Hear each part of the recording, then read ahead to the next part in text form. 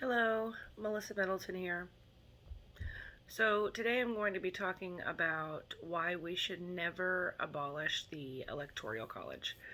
So, with the way that the world is now, everything has become so predictable. Every time there is a presidential election, I continuously hear people say that we should abolish the Electoral College and go to a popular vote. And I'm here today to explain to you why we should never do that. So, the primary benefit of the Electoral College is that it works to protect the best interest of the minorities in every election. Electors manage the needs of the state and the community instead of following the will of the public throughout the country.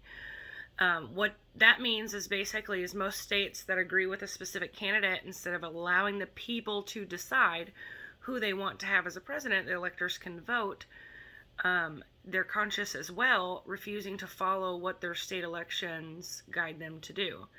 Basically, which breaks down as there are, for example, 11 electors in the state of Texas. There might be more, I'm not sure.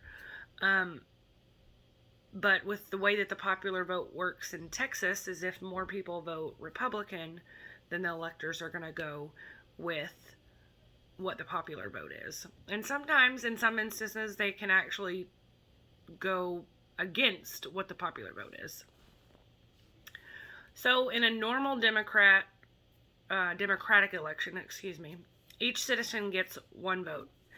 If we had a nationwide election, then the votes from lower population states would not be as important as those from higher population states.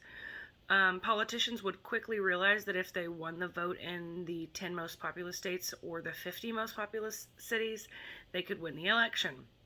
So they would focus their attention on those states and cities and ignore the rest of them, like Alaska, all those lower popular states. So in a nationwide popular vote, the 5 million who live in Colorado do not mean as much as the 25 million who live in Texas. Nor do half the million people in Wyoming mean as much to a politician as the 37 million who live in California.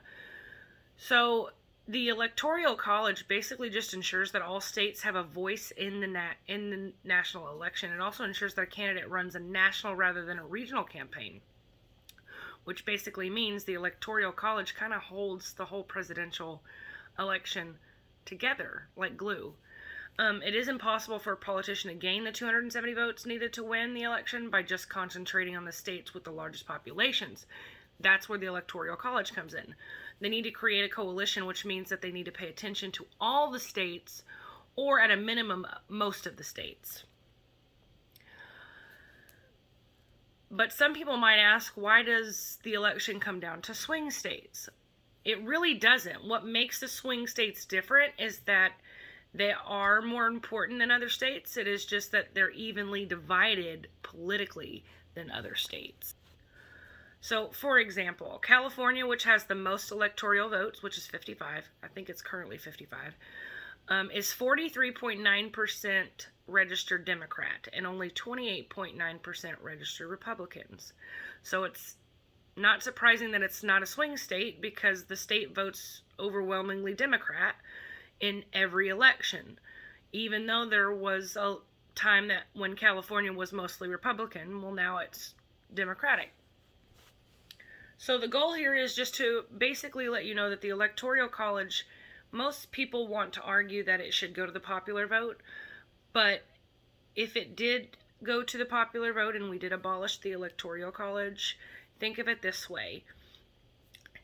Our election would be based off what California, New York, those are the two biggest ones that have the most Electoral College votes. It would be based off of what they wanted, and both of those states are they're Democratic states. So the Republicans would never be able to be president. So abolishing the Electoral College would be the same as turning the election over to the states with the highest population, like I just stated. So for that matter, your freedom is you have the power to get out there and vote. And the Electoral College helps our votes matter, even though in some people's eyes it feels like the popular vote doesn't matter, but it really does in the end of it.